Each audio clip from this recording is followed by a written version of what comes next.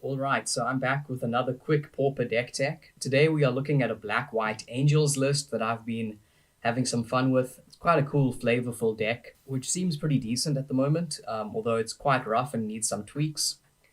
Okay, so we play 22 lands, nothing too crazy here. We have 1 Bajuka Bog, 2 Kabira Crossroads, 4 Orzhov Basilica, 4 Scoured Barrens, 3 Silver Quill Campus, and then 4 Seraph Sanctuary, which is one of our strongest angel tribal payoffs. So it's a land with tap add 1 colorless. It says when Seraph Sanctuary enters the battlefield, you gain 1 life. And whenever an angel enters the battlefield under your control, you gain 1 life. So we can gain actually a ton of life from this in this deck. And you'll see the deck has quite a lot of life gain effects. Okay, I'll start with the 1-drops. We are quite limited in terms of 1-drop and 2-drop angels, so I'm only playing Segovian Angel, 1 white for a 1/1, flying and vigilance. Okay, then we also have this artifact, Scroll of Avacyn, 1 mana. It says pay 1, sacrifice the scroll, draw a card. If you control an angel, you gain 5 life. So in this deck, this is essentially 2 mana to draw a card and gain 5 life, which is pretty solid, especially against burn decks. Okay, and then yeah, in terms of the 2-drop angels, we're also quite limited. So in the main board, we're playing Angelic Page, 2 for a 1/1 flying, tap target attacking or blocking creature, gets +1/+1 until end of turn. Then in the sideboard, we have this 2-drop angel against Affinity. It's 2 mana for a 1/1 with flying and protection from artifacts.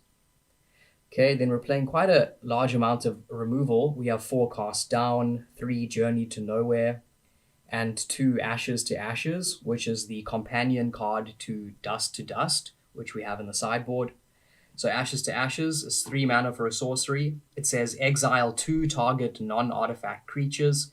Ashes to Ashes deals 5 damage to you. So this is a straight up 2-for-1, which is very solid. And since we have so many life gain effects, the 5 damage we have to take is not too bad.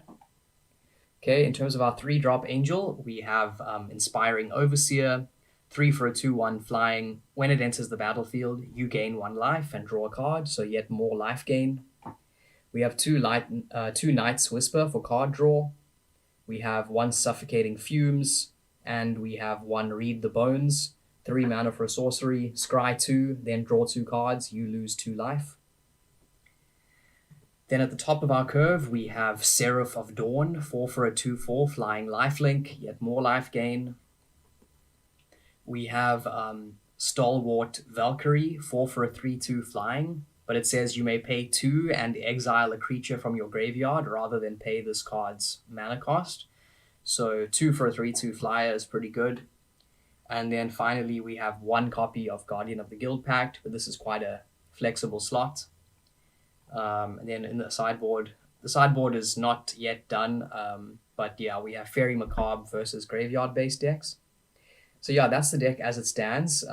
Quite a fun, decent deck with a very strong life gain sub-theme going on. Maybe we could be playing more life gains, like life gain payoffs, I'm not sure. But yeah, there you have it. Pauper Angel Tribal. Pretty cool deck, and it's better than it looks. As always, if you have ideas for the deck or suggestions, please let me know. Same goes for if you have cool decks that you're working on or cards that you think could be cool build-arounds. As always, thanks for watching, and I will see you next time.